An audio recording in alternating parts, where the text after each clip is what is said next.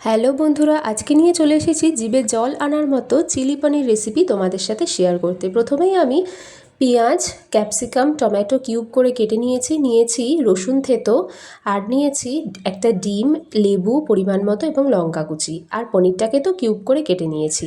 তারপরে পনিরটাকে ম্যারিনেট করে নিয়েছি কর্নফ্লাওয়ার, পরিমাণ মতো নুন, চিনি এবং ডিম আর গোলমরিচের গুঁড়ো দিয়ে। তারপর একে একে প্রত্যেক কটা পনির আলাদা আলাদা করে সুন্দর করে ভেজে নিয়েছি সাদা তেলে, মানে পকোড়াগুলো বানিয়ে নিয়েছি, পনিরের পকোড়াগুলো।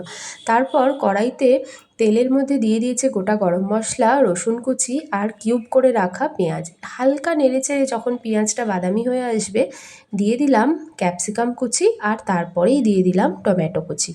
দিয়ে খুব ভালো করে হালকা আঁচে কিন্তু আমি সবজিগুলো ভেজে নিয়েছি। তারপরে যে মশলাটা বেটে রেখেছিলাম পেঁয়াজ আর রসুনের, সেটা দিয়ে দিলাম টমেটো কেচাপ এবং সয়া সস।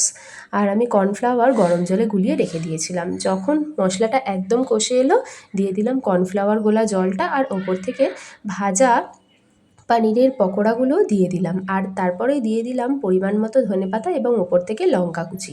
বন্ধুরা, রেসিপিটা কেমন লাগলো অবশ্যই জানিও কিন্তু। আর এইভাবে যদি বাড়িতে বানিয়ে পরোটার সাথে খাও তাহলে কিন্তু লাজবাব লাগবে একদম।